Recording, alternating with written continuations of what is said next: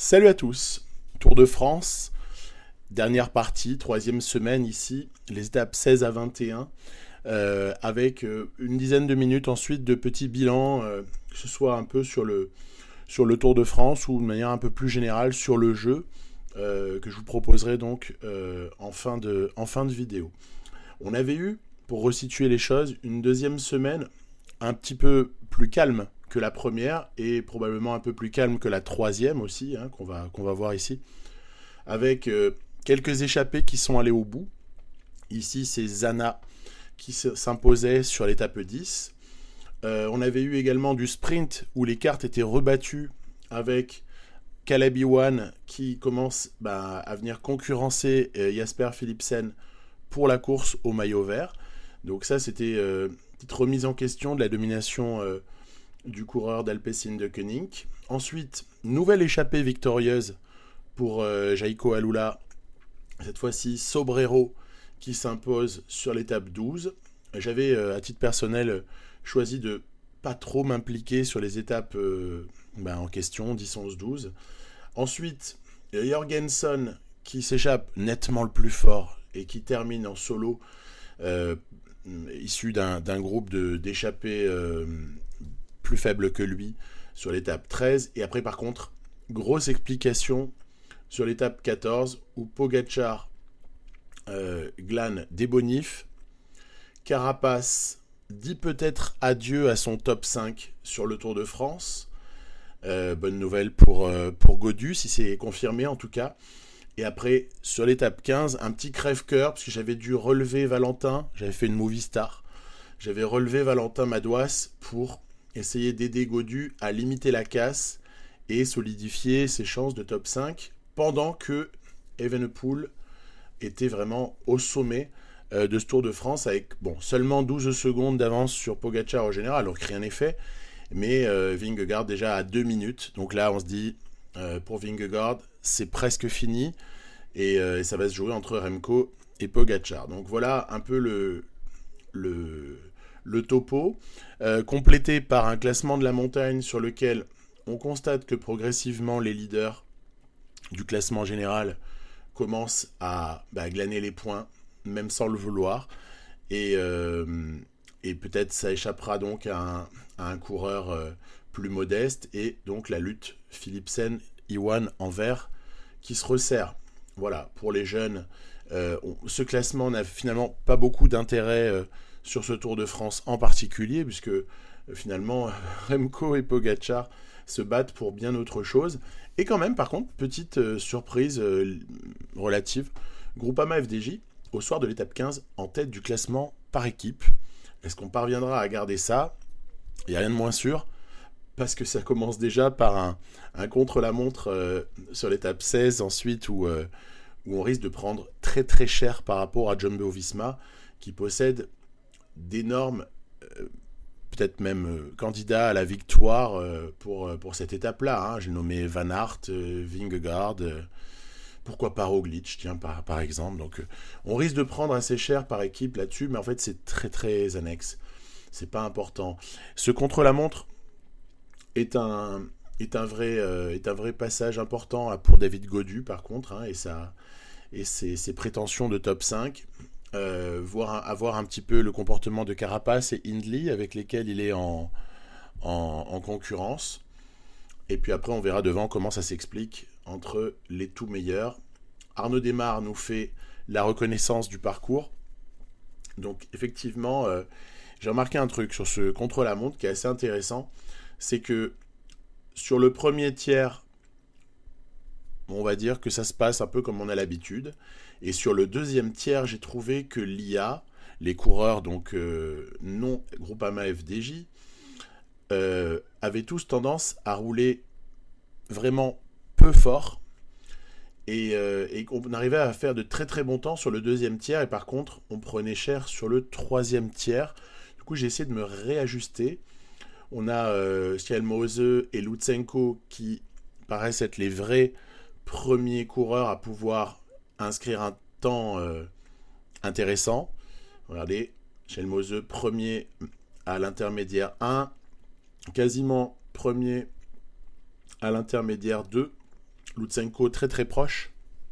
Donc en fait, ces deux-là risquent de nous établir un temps de référence au moment où Stefan Kung s'élance. Alors Stefan Kung, spécialiste du contre-la-montre, mais pas du contre-la-montre avec de tels pourcentages. Ce qui fait que on peut s'attendre à un vrai joli temps de la part du Suisse, mais déjà le top 10 serait un exploit. À voir un peu donc le troisième tiers pour Kung, c'est vraiment là-dessus que ça va se jouer.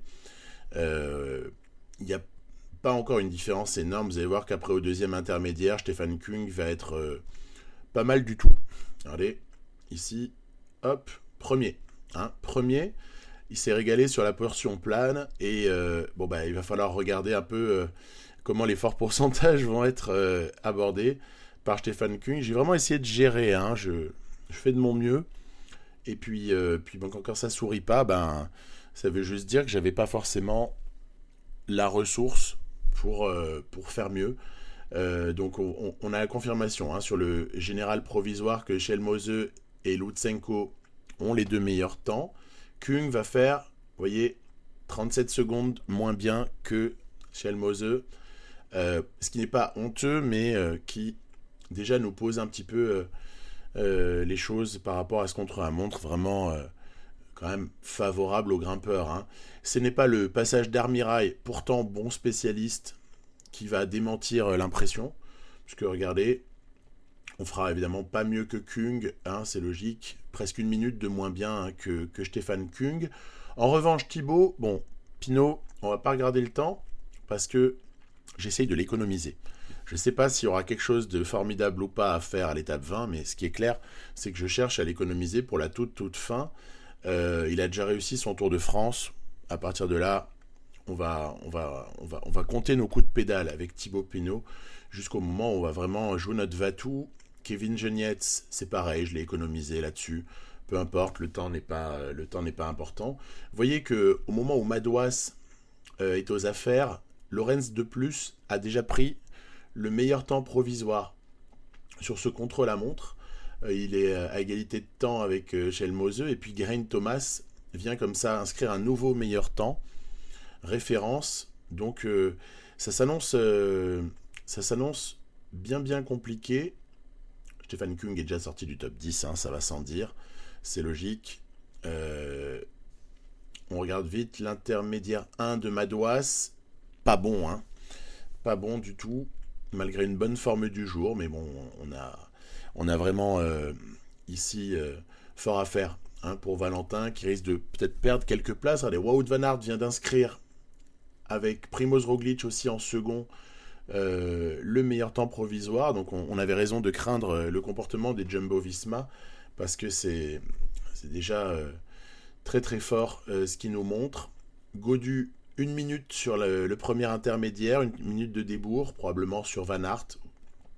Au moment où, regardez, Vingegaard, par exemple, possède déjà 40 secondes par rapport à Gaudu sur le premier intermédiaire. Et Pogačar, c'est facile à regarder, Pogačar a 2 secondes de mieux que Vingegaard. Que va faire Remco ? Remco, avec son joli maillot jaune, va prendre carrément le meilleur temps provisoire. Là, il éclate tout.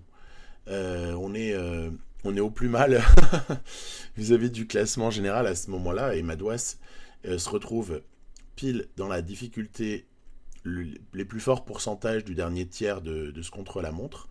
Et Gaudu en termine avec le deuxième tiers. Attention, quel va être l'intermédiaire ? Je vous disais la tendance générale de ce contre-la-montre. Ouais, il n'a pas perdu de temps sur le plat. Donc ça prouve bien que c'est pas là que l'IA fait le plus fort de ses efforts, puisque voilà, même Vingegaard a perdu du temps. Donc apparemment l'IA joue tout dans la bosse finale et aussi un peu dans la bosse du début. Donc regardez, Pogačar, 10 secondes de mieux que Vingegaard à ce moment-là, donc on est plus ou moins dans les mêmes temps. Remco, par contre, presque la minute sur Pogačar et Vingegaard, donc c'est assez fort. On attend ici un sacré temps pour Remco Evenepoel. Au moment où David Gaudu affronte les forts pourcentages, Valentin Madouas en termine, et ce sera, ma foi, un temps plutôt décevant. Mais il faut voir aussi voilà, face à qui et par rapport à quels critères. Là, c'est difficile à appréhender. Quand on voit que Bernal s'est aussi pris 3 minutes, il n'y a pas à rougir. Des 3 et quelques de Madouas, Hindley a fait mieux. Hindley a repris 1 minute 20 par exemple à Madouas sur ce contre-la-montre là. Et que va faire Gaudu? Regardez, Gaudu va être ouais, à 30 secondes moins bien que Jay Hindley, 40 même. Pendant que Vingegaard finit quand même à 1 minute de Van Aert. Hein. C'est pas mal. Ça veut dire que Van Aert a quand même sacrément roulé. Pogacar en termine dans un temps relativement proche de celui de Vingegaard. Les deux-là n'arrivent pas à se départager aujourd'hui. Et qui vient égaler le temps de Van Aert, qui gagne l'étape, c'est Remco Evenepoel. Donc, grosse affaire pour Evenepoel. Meilleur FDJ, 24e à 1,54 Kung. Le temps de Gaudu n'est finalement pas si honteux, même si on prend quand même 2,20 dans la figure. Mais bon, on accepte tout ça. Regardez, le général est complètement reconfiguré là, puisque Remco Evenepoel a désormais plus d'1 minute d'avance sur Pogacar et plus de 3 sur Vingegaard.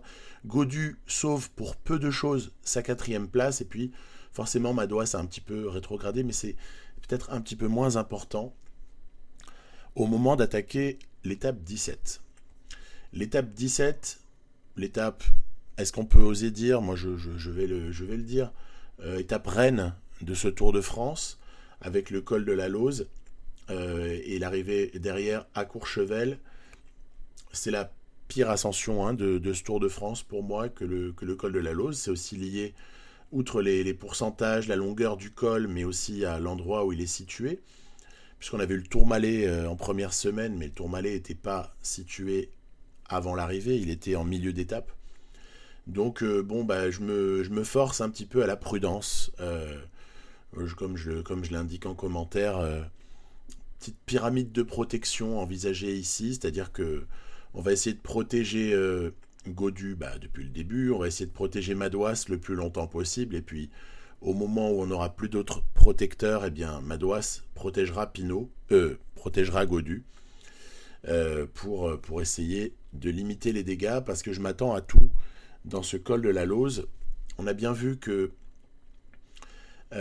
si je tente de suivre, je pense que je prends 10 minutes sur Vingegaard et compagnie.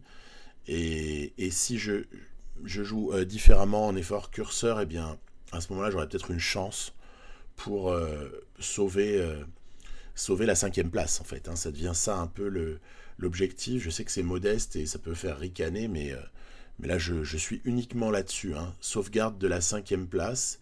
On ne pense pas plus loin sur une étape comme celle-ci avec les moyens du jour, qui sont un Thibaut Pinot à 0, un Genietz à -1, et puis on est même avec un David Gaudu qui n'est qu'à +2, et ça c'est un petit peu dommage. Il est en train de perdre son pic de forme, en fait, David Gaudu. Là, j'en redirai un mot quand je dresserai les bilans de fin de vidéo, avec notamment cet écueil quand même que représente la planification, où on ne peut pas s'assurer aussi bien qu'on aurait peut-être souhaité de nos pics et de la période sur laquelle ils sont valides. Jorgensen, toujours en très très grande forme. Jorgensen qui avait à un moment donné un peu explosé, et puis qui visiblement s'est refait de l'énergie. Je parle il y a quelques étapes suite à sa victoire d'étape, et qui a peut-être coché celle-ci. En tout cas, l'échappée est relativement animée. Il y a encore des points à prendre ici au sommet. Voilà pourquoi vous avez vu notamment Costa et Zana sprinter alors qu'ils étaient avec le peloton. Il y avait encore quelques points à glaner, mais je n'ai pas jugé utile d'aller les chercher. Peut-être qu'on s'en mordra les doigts à la fin, mais c'était des petits points. Voilà. Le maillot vert, de toute façon, c'est pas aujourd'hui que ça va se décanter. Ce sera plutôt sur les étapes 18, 19 et 21, bien sûr, sur les Champs-Élysées. Voilà, vous voyez, je suis dans une position d'attente ici, avec vigilance sur les ravitaillements. On essaie de les faire au moment où on fatigue le moins le ravitailleur. Euh, Effort maximal pour garder la position à 85 à ce stade-là, au moment où on autorise Arnaud Desmar à se reposer et peut-être à terminer pas loin du groupe Eto cette étape. Il a bien déjà aidé dans les 2 premières ascensions par son rôle de protecteur. Kevin Genietz est également libéré de ses obligations d'équipier à ce moment-là. Et on va attaquer dans quelques instants l'ascension du col de la Lauze. Donc, ascension très longue en 2 temps avec un deuxième temps qui est à fort pourcentage. Il y a vraiment de quoi faire peur là-dessus. Je vais utiliser Thibaut en protecteur, hein, bien évidemment. On s'en doute. Michael Storer, Bruno Armirail, Stéphane Kung serviront également à cela. On voit ici Christophe Laporte rouler en tête de groupe, maillot jaune, en ce début d'ascension. Bon, je me suis quand même mis dans la tête de ne pas exagérément fatiguer Kung et Pinot, que je ferai sortir à l'étape 20. Donc on va se calmer avec eux, ils vont juste protéger, puis après je me retrouve en fait face à un choix, hein. C'est-à-dire que si je veux garder quelque énergie pour la fin de ce Tour de France, il faut gérer l'étape 17 avec modestie, et il faut également gérer le rythme complètement dingo imprimé par Wout van Aert en tête de groupe. Enfin, il n'est pas le seul, hein. Il y a aussi Jumbo, il y avait aussi Esman, ou je ne sais plus, Kelderman peut-être, qui était déjà à l'action, on va dire, avant même que Wout van Aert ne s'y mette. Et regardez, on va même carrément ici relever Kung et Michael Storer, et on va juste demander à Valentin Madouas, en effort curseur pour Gaudu, de le protéger, tout en sachant que c'est un peu tôt peut-être pour lâcher, hein, on pourrait dire défaillance de David Gaudu. Pas du tout en fait, c'est un effort lissé. On essaye de lisser nos efforts parce qu'on a vu que de toute façon, au moment où ça accélère très fortement, ben sinon on est complètement ravagé, hein. Donc voilà, on a toujours du très très grand Wout van Aert. Ah ça y est, enfin il faiblit. Regardez, il y en a un qui va sortir de sa boîte ses carapaces pour attaquer. Alors ici, ça fait peur. Parce qu'on se dit, oh là là, David Gaudu ne doit pas perdre trop de temps sur Carapace, et Carapace sort déjà. Il nous refait un peu le coup du Dauphiné sur l'étape 7. Carapace, ici, on voit que Van Aert a besoin de souffler.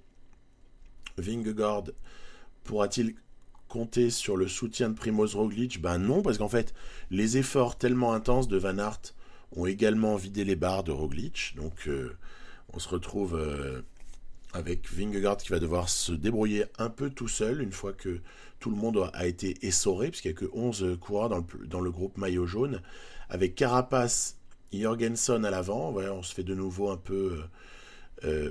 on a joué au yo-yo en fait, mais regardez, avec mon petit effort curseur finalement, je me retrouve ici à reprendre les tout meilleurs, et il reste encore un peu de barre à David Gaudu, donc peut-être de quoi limiter la casse, mais enfin il reste quand même 12 km d'ascension, hein. Donc on va éviter de se réjouir trop tôt. Attention à Jay Hindley également, dont on sait que à un moment donné, bon, voilà, regardez, ça y est, c'est parti. Vingegaard et Hindley qui sortent. Pogacar et Evenepoel qui emboîtent le pas. Bernal qui tente de suivre. Landa qui est raisonnable. Et puis ben maintenant, c'est sauf qui peut, hein. Sauf qui peut, sachant que devant, il y a Evenepoel, Pogacar qui essaye de rouler derrière Hindley, Vingegaard, Carapace. Là, ça sent mauvais. Ça sent vraiment le top 5 qui s'envole à ce moment-là de la course. Bernal s'accroche en plus. Ça veut dire que Hindley, Carapace et Bernal, c'est les principaux concurrents pour la 5e place, hein, pour David Gaudu. Donc, bah, une fois que Madouas a bien ravitaillé une dernière fois David Gaudu, bah, on va juste laisser à David le soin de rallier l'arrivée dans les délais les moins honteux possibles. On va voir un petit peu le résultat de tout ça dans quelques minutes. Et en tout cas, la lutte à l'avant est vraiment très très intense.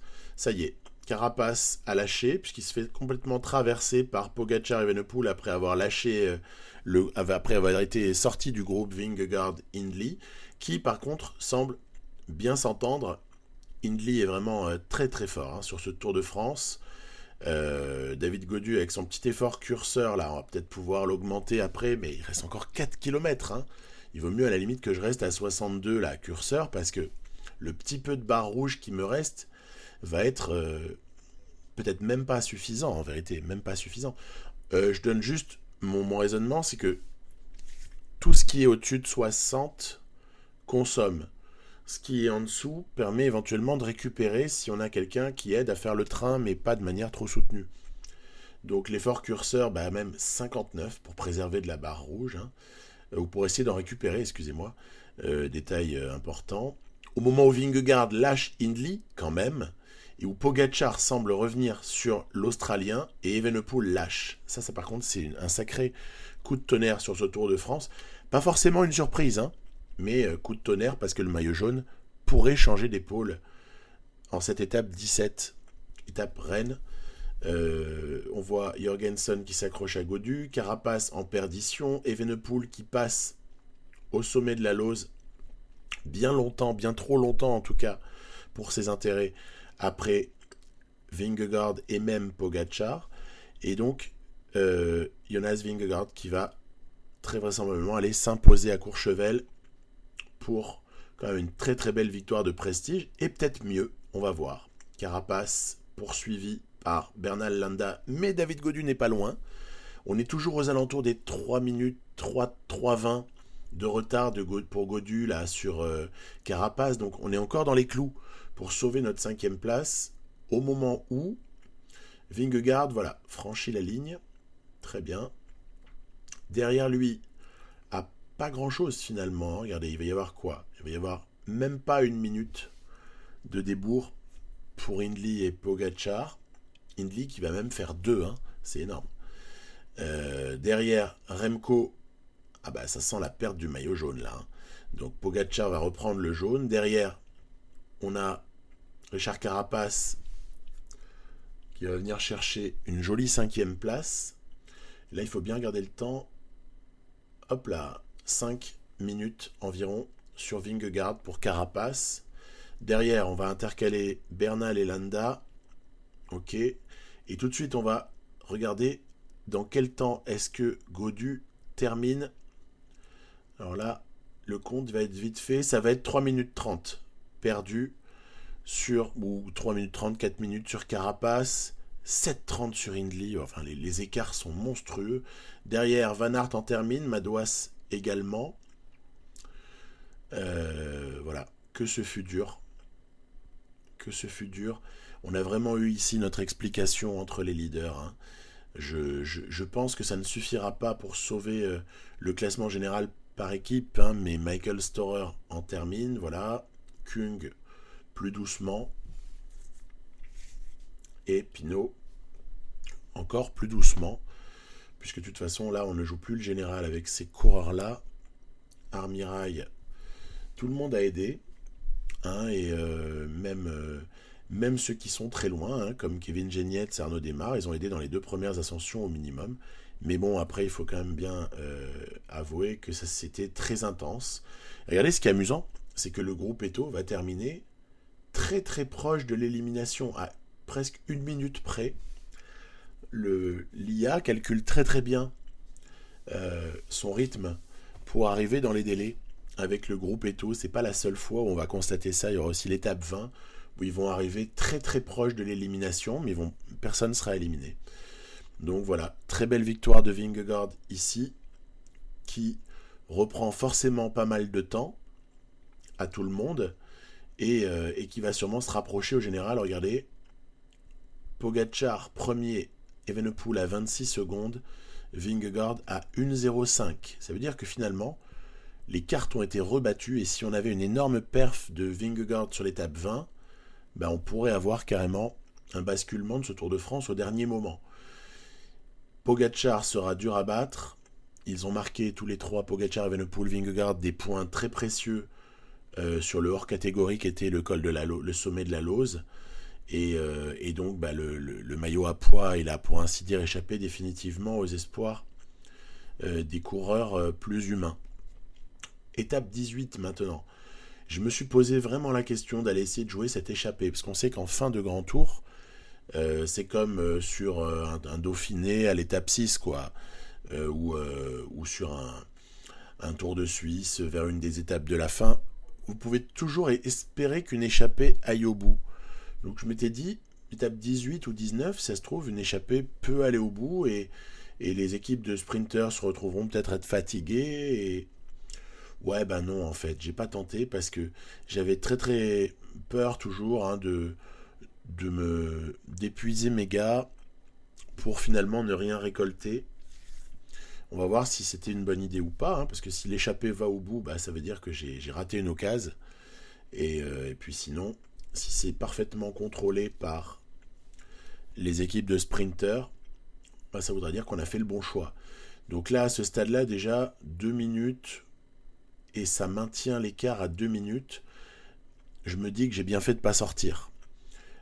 Parce que, apparemment, l'alliance entre Alpecin de Koenig, évidemment, Lotto Destiny, mais même Soudal Quickstep, hein, qui donne aussi, vous voyez, Hirt en deuxième position derrière McNulty, et donc UAE, donc il y a 4 équipes en fait qui roulent ici.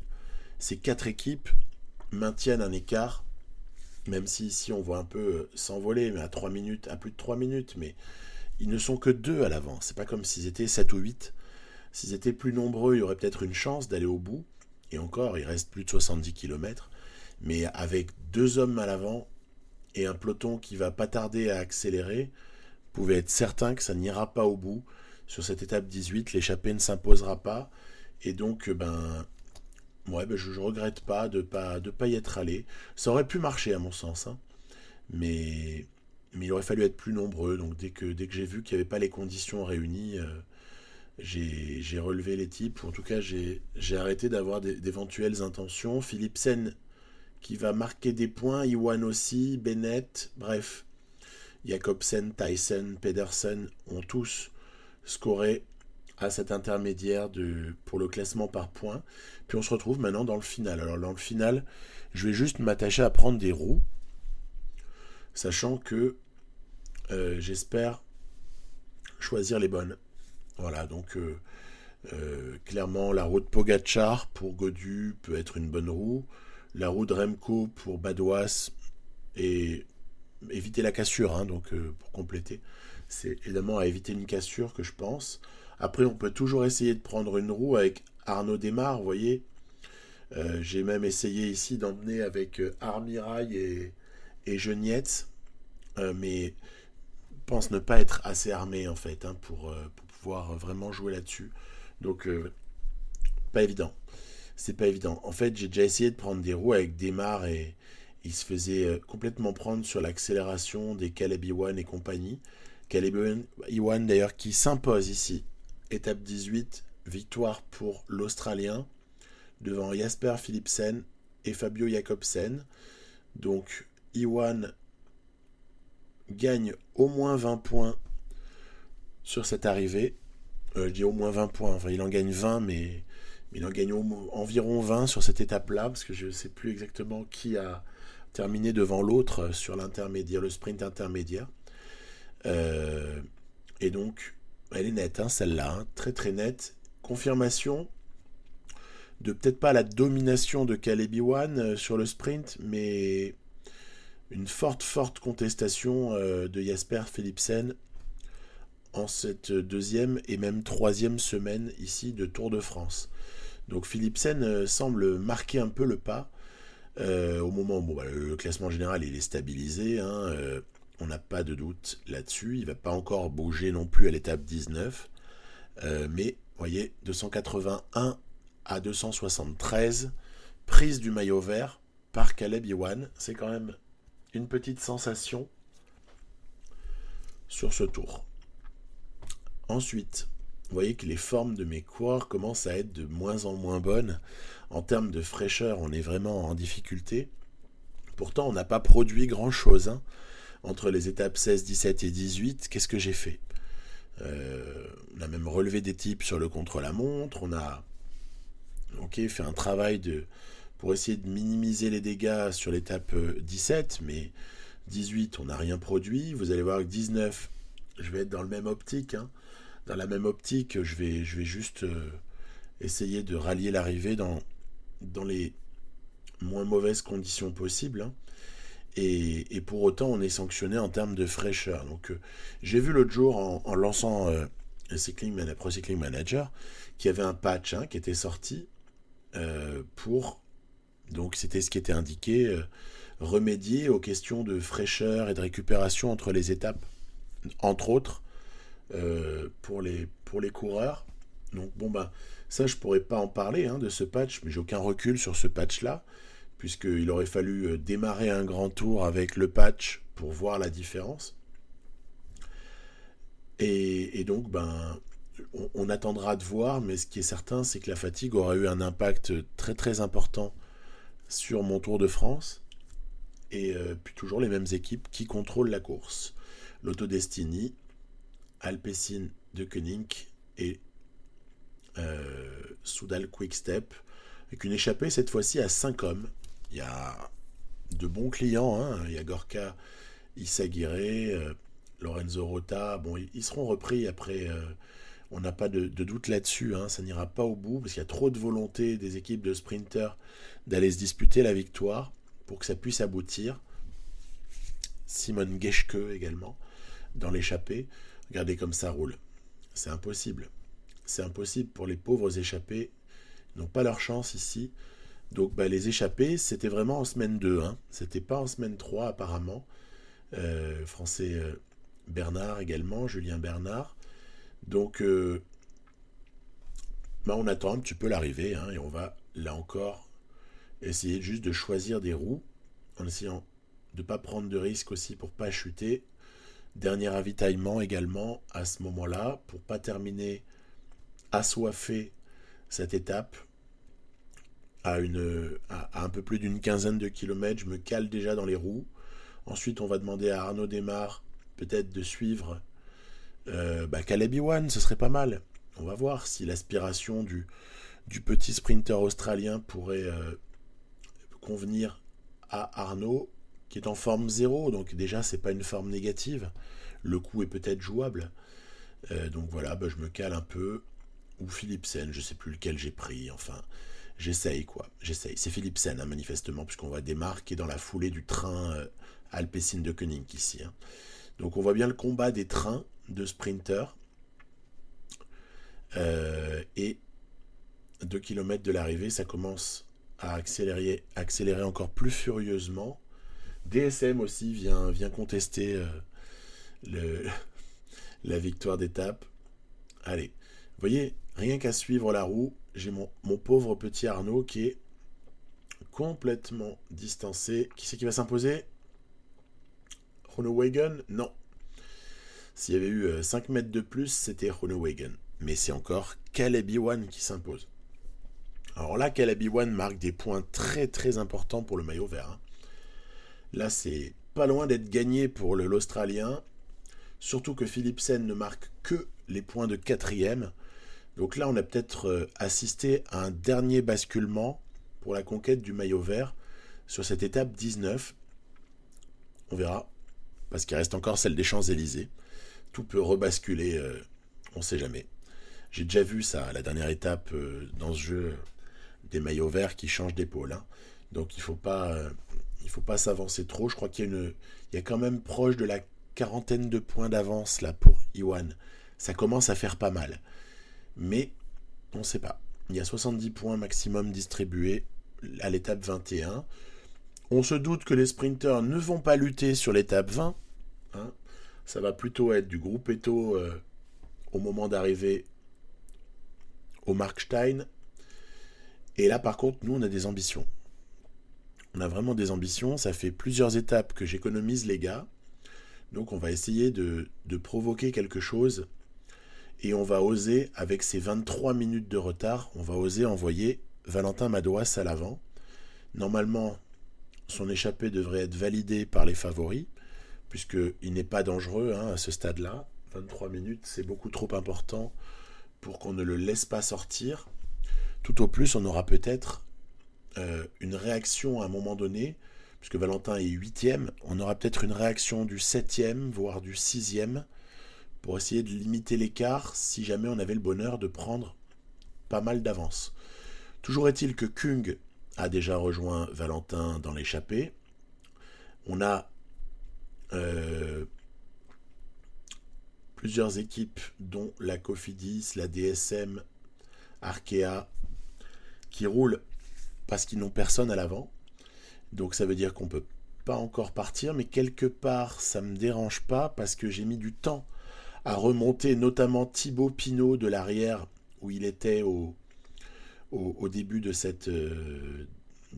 avant le début de cette étape, hein, avant le départ. J'ai mis du temps à le remonter, donc finalement le fait qu'ils aient roulé m'a arrangé parce que j'ai pu me donner les moyens de faire en sorte que Thibaut rejoigne également l'échappée. Regardez, ça va se passer ici. Armirail, Storer, Thibaut sortent. Allez, l'objectif c'est d'aller rejoindre les deux gars à l'avant. Puis on laisse Genietz, Arnaud Desmar en protection de David Gaudu. On n'exclut pas de sortir avec Gaudu, comme à l'étape 15 par exemple. On ne sait jamais. Il y aura peut-être un petit truc à jouer. En tout cas, on ne se l'interdit pas. Regardez, voilà, Armirail travaille très très fort. Et on va avoir 5 hommes à l'avant. 5 hommes à l'avant, paraît beaucoup. Armirail ne s'arrête pas, hein, c'est un métronome. On va avoir 5 hommes à l'avant et honnêtement, ça peut paraître pas mal. Mais moi, j'ai vu des échappées à 25 ou à 30 hein, dans des tours de France où on a au moins 4 mecs de la même équipe. Hein. Donc, ça ne me paraît pas inconcevable sur le plan du réalisme. En tout cas, ce qui est certain, c'est que dans cette ascension du ballon d'Alsace, qui est la première du jour, Jorgensen n'a pas ménagé sa peine pour essayer de produire à la fois des efforts en tête de groupe, généreux Jorgensen, et n'a pas non plus ménagé ses efforts pour aller chercher les points au sommet. Donc Jorgensen fait encore les points sur cette étape-là. Et honnêtement, quand on regarde le classement de la montagne, on comprend qu'il puisse l'envisager. Donc là-dessus, je dirais rien. Le commentaire sera pas le même sur le comportement d'AG2R, la mondiale, Citroën, pardon. Ce sera pas le même commentaire, vous allez voir pourquoi. Ils vont venir nous embêter, pour ne pas dire plus, à glaner des points alors qu'ils n'ont aucun espoir de maillot à pois depuis très très longtemps. Il y a Michael Cherel, il y a Félix Gall, il y a Benoît Cosnefroy. Et honnêtement, dans cette étape-là, je ne sais pas si on prendra suffisamment d'avance pour pouvoir jouer la carte Thibaut Pinot, mais ce serait évidemment idéal là, d'arriver à donner un petit clin d'œil à la réalité dans le virage Thibaut Pinot. Mais par contre, ce qui est clair, c'est que s'il y a un coup à jouer, il faut le jouer à fond. Et regardez, l'écart va commencer à grandir. 4 minutes ici, toujours sous l'impulsion d'un Jorgensen de Gala et d'AG2R de la Citroën. Décidément, j'ai du mal à être en 2023. Ça remonte à quelques années déjà. Donc AG2R Citroën, premier sur la nuisance, hein, vis-à-vis de Madouas notamment, que je fais passer le plus en tête possible de tous les GPM. Pourquoi ? Parce que Valentin a peut-être plus de chances de marquer les derniers points de l'étape. S'il échappait comme on semble le penser ici, à 6 minutes 30 d'avance, et puis en plus on voit bien que Bjerg et les Bahreïn là ne roulent pas. Hein. Donc on prend du champ, on est à plus de 7 minutes. Ça veut dire que là, il y a une chance d'aller au bout. Quelle est notre meilleure chance face à Jorgensen, Chavez ou bien les AG2R Citroën ? À voir. En tout cas, voilà, resprint, ça y est, voilà, ça sprint. Là, c'est Gall et c'est pas Cosnefroy qui est allé. C'est Gall et Cherel qui sont allés encore voler des points à Valentin. Et ouais, mais tout se paye un jour. Vous avez Jorgensen, qui est peut-être pas aussi fort qu'à un moment donné, et qui va se faire lâcher. Bon, après, je vous avoue que je fais rouler Michael Storer, hein, c'est pas non plus innocent. On est à plus de 8 minutes. Là, en fait, je veux donner une très très grosse avance à Madouas Pinot Kung pour la dernière ascension du jour. Regardez encore une fois, bam, les points pris. Cette fois-ci, c'est Félix Gall qui allait prendre ces points-là. Donc là, vraiment, je suis un peu déçu hein, par tout ça, parce que ça me paraît d'un irréalisme absolu. Bon, bref, on a déjà parlé de ces sprints GPM, mais bon, c'est insupportable. On va demander à Storer encore d'assurer le rythme. Il faut absolument donc faire gonfler cette avance. 8 minutes, c'est pas mal hein, déjà. Mais déjà ne pas trop perdre sur la prochaine ascension. Pendant ce temps, derrière, dans le peloton, bah, ça roule, mais ça n'assure pas un train d'enfer, ce qui permet encore à Michael Storer notamment et aux AG2R pour le coup, ils servent pas à rien non plus, de maintenir un écart qui est quand même intéressant. On est au-dessus des 7 minutes au moment où on va attaquer l'avant-dernière ascension du jour, donc c'est plutôt intéressant. Storer en a bientôt terminé, mais bon, on lui demande quand même d'aller au bout de ses forces. Le pauvre, il sera touché par... Enfin, vous savez, il avait le petit onglet de blessure là, quand vous avez un coureur en fait qui est tout simplement fatigué sur enfin sur le jour suivant, là, sur l'étape 21, Storer il va être au bout de sa vie, tellement il a été loin à -1. On a Thibaut, allez Thibaut, pas te laisser décrocher bêtement là. Et là je comprends en fait, dans ce col du petit ballon là, je comprends que bah non, Thibaut Pinot n'ira pas gagner cette étape là. Il reste beaucoup plus de barres à Valentin. Bref, j'ai demandé à Thibaut de bosser. Et puis après, ce sera au tour de Stefan Kung. Et puis voilà, on va s'y résoudre. Hein.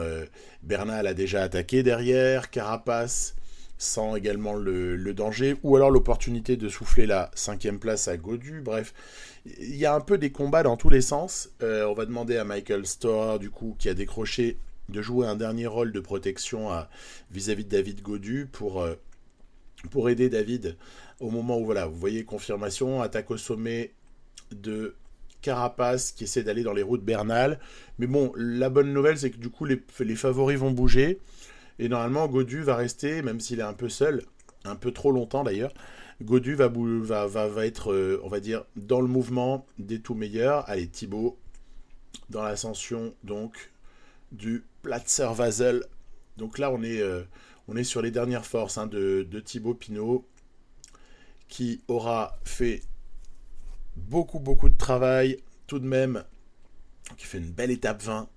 Et puis on espère maintenant qu'elle va être couronnée de succès. Merci Thibaut.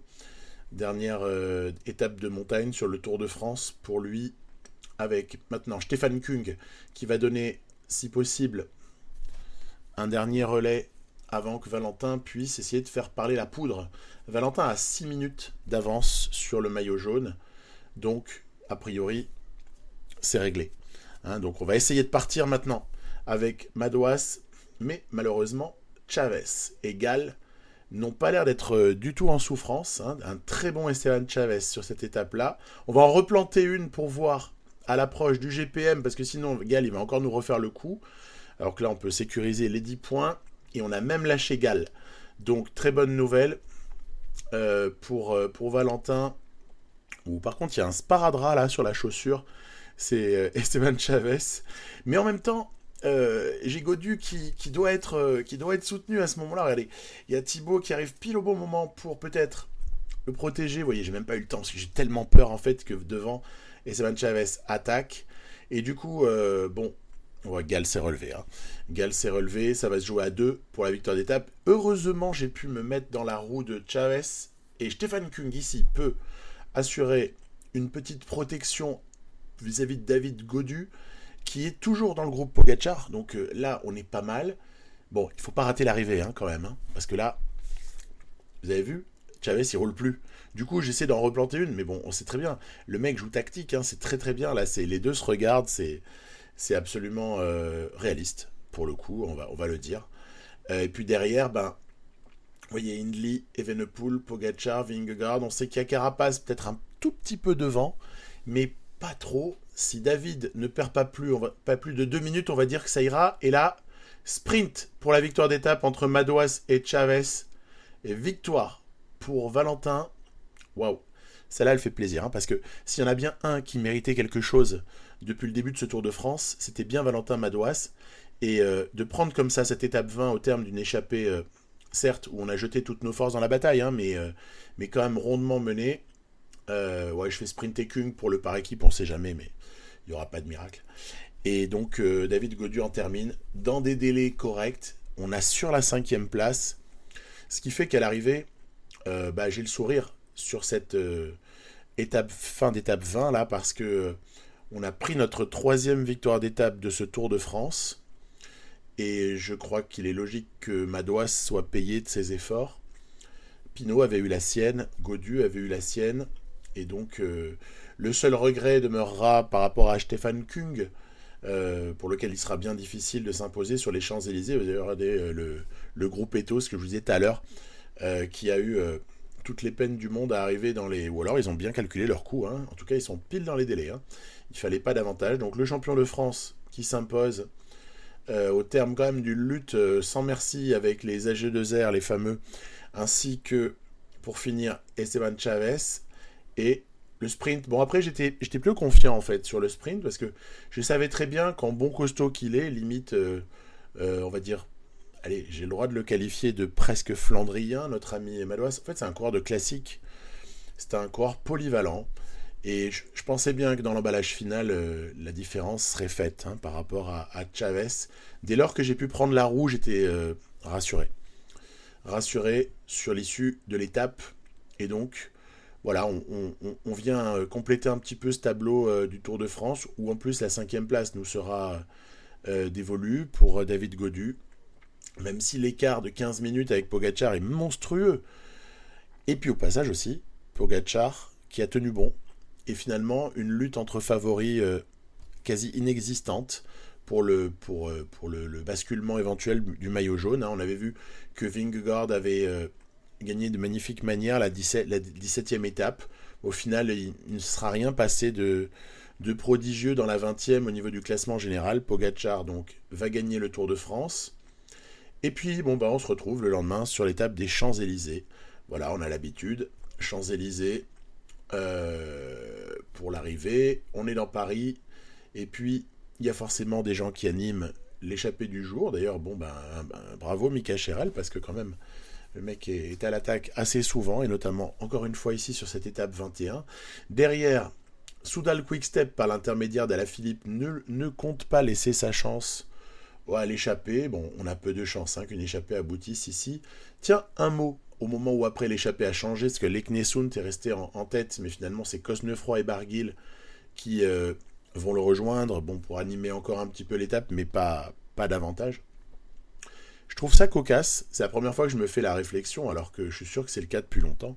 Je trouve ça très cocasse que les Champs-Élysées, il n'y ait aucune pente qui soit indiquée, de pourcentage j'entends, hein, parce que il me semble, je suis pas parisien, hein, mais je sais pas, je suis allé quand même un certain nombre de fois à Paris, et il me semble que les Champs-Élysées, quand on va vers l'Arc de Triomphe, depuis la Concorde, hein, pour vous définir le sens, ça monte un peu, non? Et puis dans l'autre sens, donc, ça descend un peu, et puis on le voit à la télé. On sait très bien que ce sprint des Champs-Élysées, c'est un sprint en léger faux plat montant.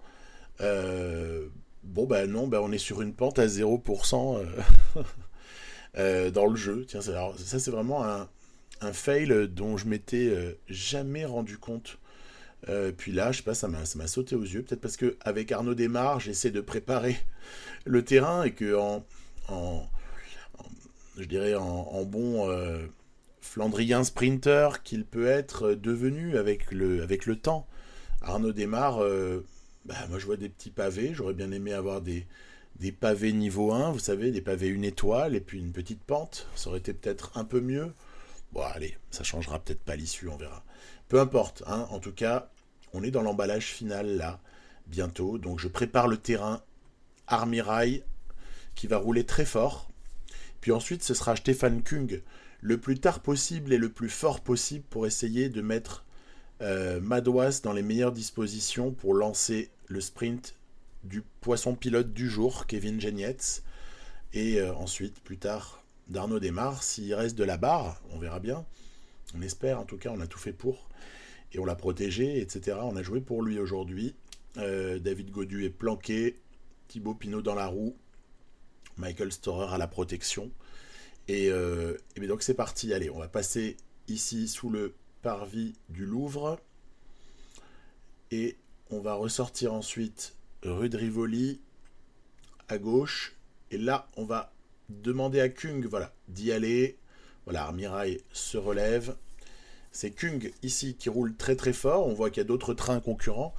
Et allez, on est dans de bonnes dispositions là. Arnaud Desmar n'a pas perdu la roue. On est pas mal du tout. On est un peu tassé à gauche. Mais il y a quand même quelque chose à faire.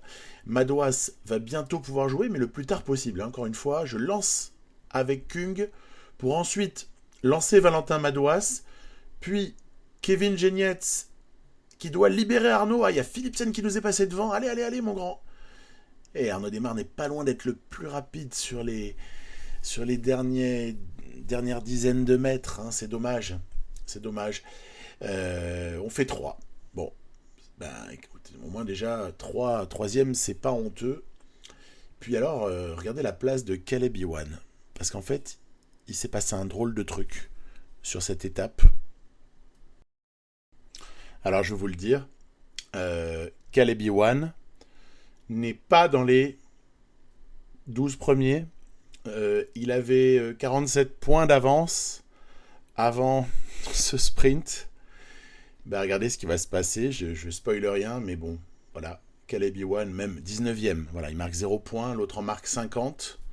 Donc normalement, on a fait le petit calcul dans notre petite tête. En attendant, Pogacar donc remporte ce Tour de France. Remco échoue à 31 secondes. Vingegaard finalement s'est resserré. L'écart s'est resserré. Il est venu échouer peu loin de Tadej Pogacar. Énorme regret sur le maillot de la montagne qu'on aurait pu avoir, puisque finalement Madouas est court de 6 points seulement. 6 points dans tout ce qu'il y avait à attribuer, c'est rien. Donc là, j'ai vraiment des regrets immenses. Et regardez, voilà, donc Jasper Philipsen, pour 3 petits points, remporte sur le fil le maillot vert. Il avait déjà pris le cyclamen sur le Giro, donc sublime doublé pour Philipsen. Seul au monde, ou presque. Et puis par équipe, bah, on est deuxième. Hein, bah oui, que voulez-vous. Deuxième derrière les invincibles Jumbo Visma. Voilà, il n'y a pas de quoi rougir. C'est déjà bien d'avoir été deuxième de ce truc-là. J'ai quelques bilans à vous proposer, comme promis. Je vais englober aussi mon expérience sur le Giro. On va dire bilan d'après Tour de France. Donc sans avoir vu quoi que ce soit sur la Vuelta. Donc, sur le Giro, les résultats étaient, entendables. Mas, on sait, d'accord, il n'a jamais gagné de grand tour, mais bon, voilà. Pourquoi pas? Vu la manière dont ça s'est passé, pourquoi pas? Le Tour de France, résultat brut, nickel. Ensuite, sur les classiques, sur les épreuves par étapes, pardon, c'était très très jouable, ou pourquoi pas, c'était entendable. On était peut-être un peu flatteur avec les places de Gaudu. Sur les classiques et sur les monuments, on était sur des vainqueurs, là encore, rien de choquant. Rien de choquant. Donc ce PCM ne me pose pas tellement de problèmes sur les résultats qu'on a obtenus, parce que je trouve qu'on est presque raccord avec des choses possibles. En revanche, la planification, j'ai quand même toujours du mal à la digérer. Bon, vous savez, ça fait 3 ans que ça a changé, mais moi j'ai du mal avec ça. On s'aperçoit donc qu'on ne peut pas régler manuellement la préparation physique de nos coureurs.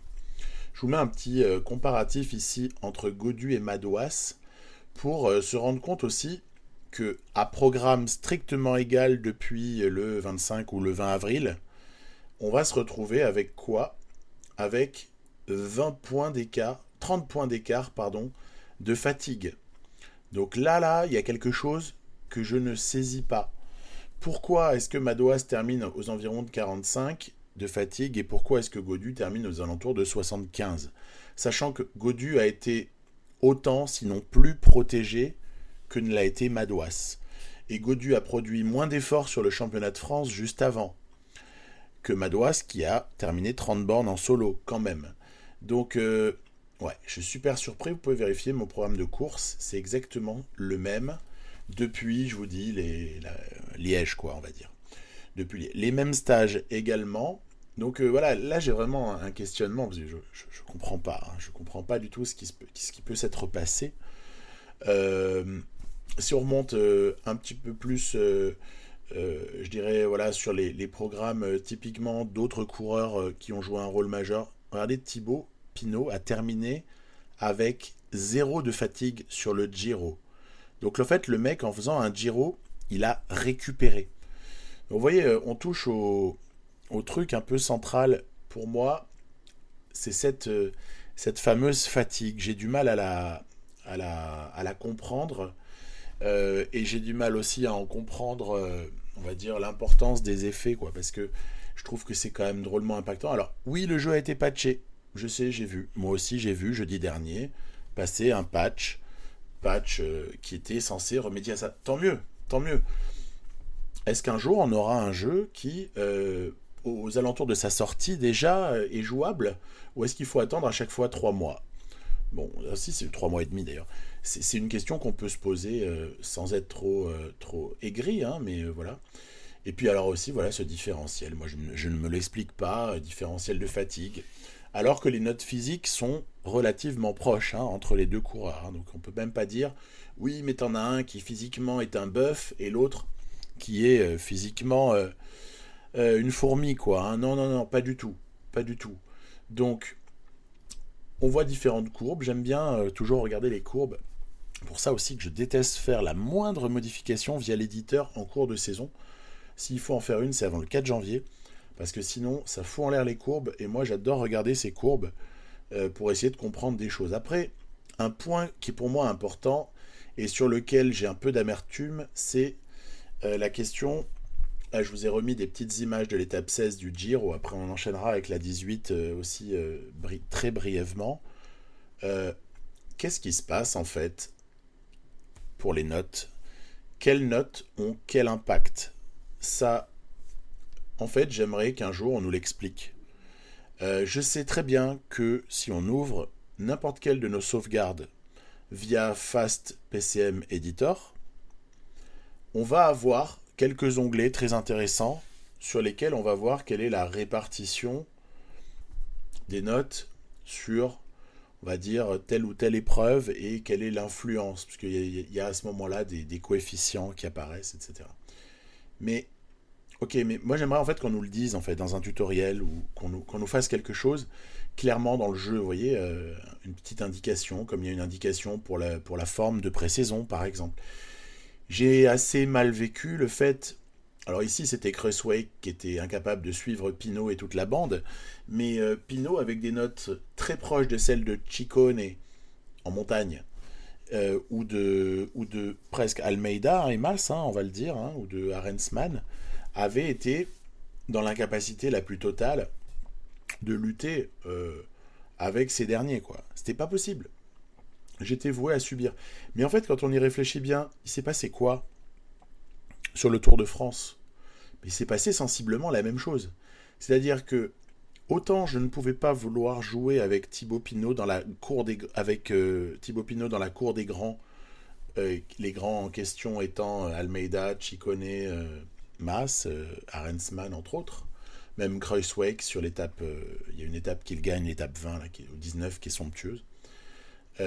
Donc autant il y avait ce sentiment d'impuissance à ce moment-là, autant bah j'ai jamais compris pourquoi Mathieu Van Der Poel termine sur l'étape 6 du Dauphiné quasiment dans le même temps que Roglic, Vingegaard, Hindley. Voilà, je comprends pas. Ça, je comprends pas non plus. Note physique prépondérante. Finalement, la note de montagne, on s'en fout. Même la note de moyenne montagne, en fait, on s'en fiche éperdument. C'est ça, en fait. Il faut avoir juste des bonnes notes physiques. C'est délicat, moi, je trouve, en termes de gameplay. C'est-à-dire que vous vous retrouvez finalement avec l'impression euh, de ne pas pouvoir lutter à armes égales. Et autant, moi, j'adore l'idée de jouer dans la difficulté. C'est vraiment quelque chose que j'aime. Et donc je suis pas du tout aigri, faut pas me comprendre de travers, parce que j'aime bien que ce soit dur de s'imposer sur ces courses-là, quoi. Et j'adore l'idée de devoir se battre pour un top 5 tout simplement. Mais autant, je trouve que le fossé entre le cinquième, en l'occurrence, et les quatre premiers, est un peu trop important sur ce coup-là. Et au final, vous voyez, quand je dois adapter mon gameplay pour finalement la jouer tout petit bras et monter tout seul depuis très longtemps en lissant mon effort sur l'étape 20 de ce Tour de France, bah, il y a un peu d'amertume parce que au final, je me dis, mais à aucun moment, tu as pu jouer un peu à armes égales jusqu'à 1 kilomètre ou 2 du sommet, on va dire, avec les meilleurs. Donc c'était un peu frustrant cet aspect-là. Je trouve qu'il y a quelque chose qui est un petit peu récurrent, voilà, à ce niveau-là. Bon, soit dit en passant, on va pas en mourir, hein, et, euh, et puis finalement, c'est assez réaliste parce que le cyclisme est un sport très difficile où l'on côtoie beaucoup la frustration et finalement pour les coureurs lambda, bien sûr, pas pour les 5 ou 6 meilleurs. Euh, et, et finalement, bah, dans PCM, on retrouve cette frustration. Donc voilà, je m'en sors par cette boutade-là. Et puis, on verra la suite. La Vuelta me fait peur, je vous l'avoue, en termes de start list. Par contre, nous, on est pépère, hein, parce que finalement, on a nos objectifs, on va pouvoir recruter comme c'était prévu, on aura notre budget, et puis on pourra voir que 3 objectifs ensuite ne sont pas pris en compte pour l'attribution du budget de la prochaine saison. Donc pas d'impact particulier, même si ce sont de beaux objectifs. Et puis voilà, bah, il y a cette start list qui s'annonce pour la Vuelta à venir. Je suis le seul à l'avoir apparemment officialisé, mais quand vous allez dans Objectif, vous avez une petite indication sur quel type de coureur on va croiser. Et là, je m'inquiète un peu du plateau. On va voir. Peut-être que ça peut encore changer. Allez, à plus, bye bye.